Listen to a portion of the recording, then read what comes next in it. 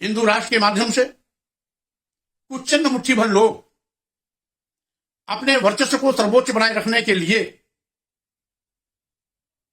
देश के सौदे के बिना पर, देश के विनाश के बिना पर अपने वर्चस्व को ज्यादा अहमियत देने का काम करते हैं। और ऐसी ही सड़ी गली मानसिकता के लोगों के दिल दिमाग की उपज हिंदू राष्ट्र की कल्पना है। इस देश की जो वर्ण व्यवस्था है, ब्राह्मण, क्षत्रिय, वैश्य, शूद्र, ये अगर एक ही धर्म के होते तो चार वर्ण क्यों होता? जो कहते हैं कि हम बटेंगे तो कटेंगे, उनसे मैं कहना चाहता हूं कि ब्राह्मण, क्षत्रिय, वैश्य, शूद्र के रूप में समाज को किसने बांटा? 6,747 जातियों में समाज को किसने बांटा? ब्राह्मणों में भी 3, 13, 27 के फार्मूले पर ब्राह्मण वर्ण को किसने बांटा? क्षत्रियों को भी सैकड़ों जातियों में किसने बांटा? वैश्य समाज को भी इसी प्रकार की विभिन्न तमाम जातियों में किसने बांटा? शूद्र समाज को भी हजारों जातियों में किसने बांटा? आज इन लोगों के शेख चिल्ली से भी आपको सावधान रहना चाहिए कि जिनके पुरखों ने इस समाज का तहस नहस किया,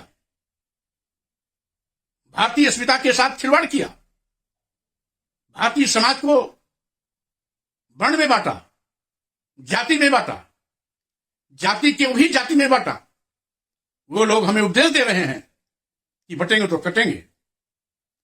आखिर बटेंगे कटेंगे का नारा देने वाले लोग अपने अतीत इतिहास को क्या भूल गए हैं कि इन्हीं के बाद दादा पुरखों ने इस पूरे भारतीय समाज को बांटने का पाप किया है। इसलिए इनका यह नारा भारतीयों के आंख में धूल झोंकने के सिवाय कुछ नहीं है। और जब इन्होंने ब्राह्मण, क्षत्रिय, वैश्य, शूद्र में पूरे समाज को बांटा, तो अगर ये एक धर्म होता तो वर्ग में क्यों बढ़ते? अगर सभी एक ही धर्मावलंबी होते तो इनमें भिन्न भिन्न वर्ग का बंटवारा क्यों होता?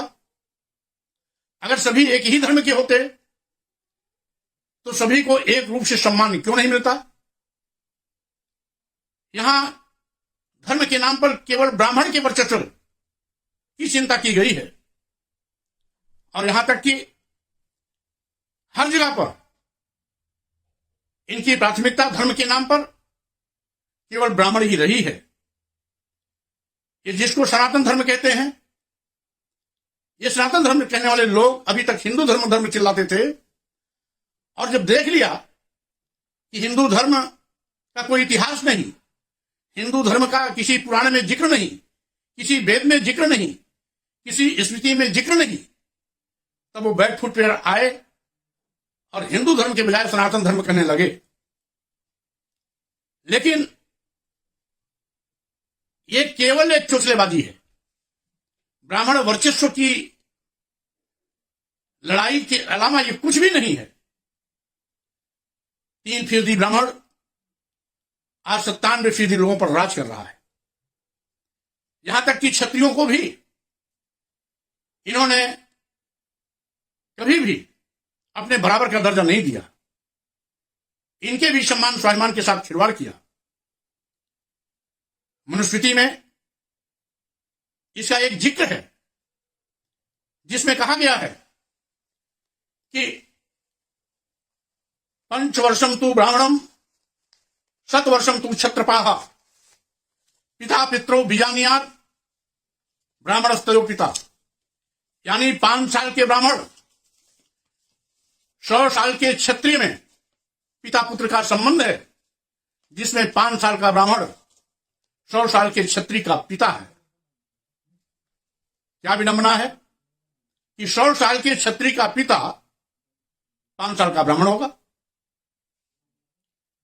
वैश्य को तीसरे दर्जे का महत्व दिया गया है, और जबकि शूद्र वर्ग को चौथे वर्ग का उसे नीच कहा गया। गुलाम की जिंदगी जीने के लिए उसे मजबूर किया गया। उसे गुलामी ही करनी है, ऐसा धर्म कहता है। यह कह करके उसको न केवल गुलाम बनाया, बल्कि धन, धरती, शिक्षा, सम्मान से भी वंचित किया। इसके लिए मैं आपसे कहना चाहूंगा, मनुस्मृति के अध्याय 8 के श्लोक 413 में इस बात का उल्लेख है कि शूद्रम तु कारेत दास्यम कृतम अकृतम वा दास्यैव तो जन्मना ब्राह्मणं तु स्वयं हुआ।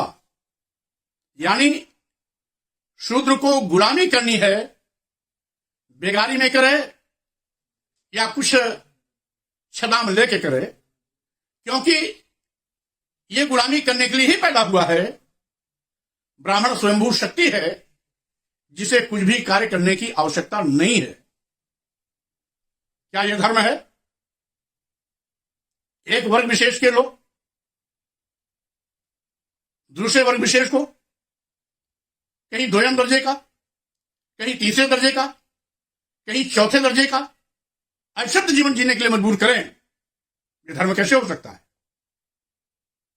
वो 3 प्रतिशत लोग जो अपने को कहते हैं हम ब्राह्मण वर्ग के हैं, आज कहीं न कहीं धर्म के नाम पर उनकी लूट पर रोक लग रही है। पोंगापंथी व्यवस्थाएं आज खत्म होती नजर आ रही हैं। भारतीय संविधान के चलते सभी को समान रूप से महत्व मिल रहा है, इसलिए उनको कष्ट हो रहा है।